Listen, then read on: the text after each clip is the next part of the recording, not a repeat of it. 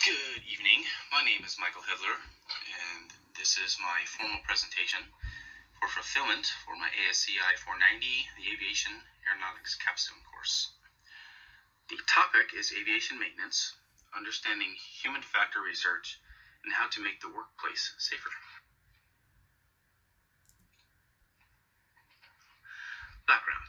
Human factors in maintenance is cause for almost 80% of aircraft incidents, and accidents. This is a huge customer concern, considering what maintainers do.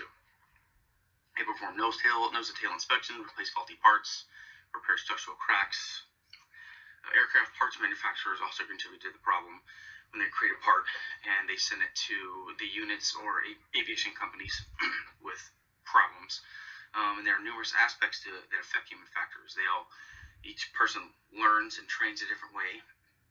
Supervisors, and they each have different supervisors and managers, and each have their own way of doing things and managing.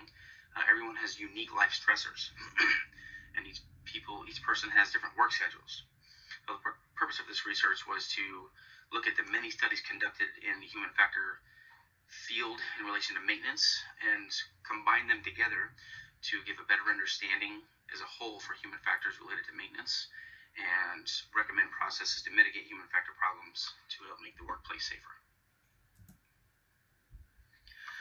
A maintainer is an aircraft maintenance technician that troubleshoots, services, inspects, and repairs aircraft. There are different types of maintainers. So you have engine and or airframe and avionics. And there are certain types of inspections. One is unscheduled, which is typically when a pilot comes down, there's a problem, they write it up, the maintainer fixes it. That's a pilot reported discrepancy. Then you also have a scheduled inspection, which is typically based from flight hours. So, for example, you have a 1A check that is performed between 400 to 600 flight hours. They do a nose-to-tail inspection, and they document and or fix everything that they come across that is broken or out of tolerance. And there are certain requirements that the FAA has in order to fix aircraft, specifically for airframe and power plant certification. You got to be 18 years old, read, write, speak, and understand English, 18 months experience in either airframe or power plant, or 30 months of both. Or you can be a graduate from an FAA-approved aviation maintenance technician school. And lastly, you have to pass a written, an oral, and a practical exam, which is authorized by the FAA. Now, it's important to note that not everybody can just walk in and test whenever they feel like.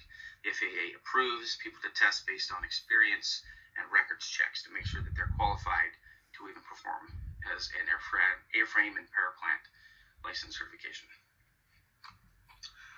Now, the FAA is the main federal agency responsible for all things aviation in the U.S. They develop regulations, certifications, inspections, and they enforce those inspections and everything that they develop through the Code of Federal Regulations, or CFR, Title 14, Chapter 1, Subchapter C, and Part 43. The Part 43 involves maintenance, preventative maintenance, rebuilding, and alteration. And when you get down to the next step is the technical data. So although the Part 43 describes what is required, there's a technical manual for every single job on the aircraft. And the FAA also does maintenance requests. Sometimes jobs are not covered in the manuals because they are not very common or they're really intricate. And there are also jobs that may have to deviate from check data just based on the circumstances that they can't perform the maintenance. So maintainers will do a maintenance request to the FAA, which requires approval.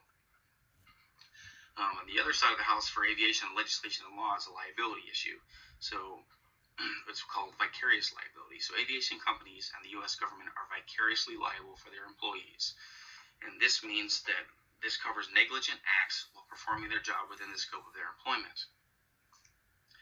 And to go deeper into that, we look at the Montreal Convention of 1999, which covers the time when airlines or aviation companies are responsible and vicariously liable for negligent acts performed by their employees.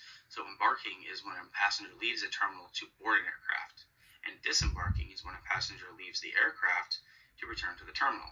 So airlines are vicariously liable for injury and death between embarking and disembarking. So on to aviation safety. So we're going to cover a few accidents. Each have their own specific maintenance-related issues that we will get into and break down later. So first we'll start with the Boeing 747. in October of 1996 crashed, killed all 70 people on board. The NTSB found that maintenance crews left masking tape on the static ports after a wash, which is just prior to flight. The reason that this caused the aircraft to crash is because it gave the pilots false and erroneous airspeed and elevation indications. Next, we have the Alaska Airlines Flight 261 in January of 2000. All 88 people were killed on board. The NTSB found an insufficient lubrication on the horizontal stabilizer trim system jack screw assembly acme nut. Essentially, this acme nut was excessively worn due to not being lubricated properly, and that caused a loss of pitch control. Furthermore, the FAA approved a lubrication interval extension, which essentially led to the insufficient lubrication. Next is a Chalk Ocean Airways Flight 101, December of 2005. All 20 people were killed on board. The NTSB found that the right wing ripped off in flight, and this was due to an extensive major overhaul of the right wing due to corrosion from a fuel leak. There was improper repair done, and there were improper fasteners put on the wrong sizes in the wrong spots. United Airlines Flight 232, July of 1989. There was 111 of 386 people on board killed, and it was due to a hydraulic system failure. The hydraulic system failed because of a stage 1 engine fan disc that fragmented. This disc that fragmented came from the manufacturer, and the disc manufacturer and the maintainer both failed at detecting a metallurgical defect, which according to the NTSB was detectable. So, continuing with aviation safety, of all the studies that were researched, this is the top, most common ones that were found, and that's why it was important to do this research, is to put them all together so we give a better understanding. So the top one was improper inspection and maintenance, and accounts for 72.3% of accidents.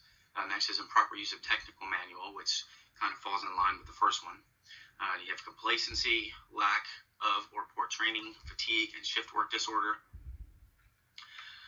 So the accidents described above will typically have more than one of these common human factors. For instance, the Boeing 747, there was improper inspection and maintenance, improper technical manual use, there was complacency, and considering what happened with the taping left on, there could be a possible lack of training and fatigue, considering it was before flight and would have been overnight on the night shift. Alaska Airlines flight was similar and had improper inspection maintenance, proper technical manual, and complacency. Chalk Ocean Airways is the same thing, improper inspection maintenance, improper use of technical manual. There was complacency, there was a lack of training. That was just a terrible incident. The United Airlines Flight 232, there was improper inspection maintenance, improper use of technical manual, complacency, lack of training. That was the same thing. It was a really terrible, preventable incident. So what's important about this research is putting all these human factors together and figuring out what has caused them or could have been done to prevent them. So the causes of these types of human factors can be organizational issues, poor leadership and management, because leaders and managers are in a position to prevent human factors from becoming a problem, because it should be able to detect them and put forth safety measures to prevent them. Which brings us to aviation management and operations. So maintenance managers and operation managers have a big responsibility, and they do a lot in the aviation world to keep maintenance performed safely and effectively. They plan, organize, staff, and lead, manage quality and inventory scheduling and maintenance, making sure the maintenance is done properly, with quality, safely, in accordance with written guidance. They oversee the maintainer's qualification and training, which is huge and extremely important. Analyze maintenance reports to identify and correct deficiencies, which is equally important to prevent those accidents from even happening, and essentially just taking care of the maintainers. So the identified human factors can be directly tied to management, as you've seen from the data here. Poor leadership and maintenance management leads to human factors that cause accidents. But again, management is in a position to prevent these issues from happening.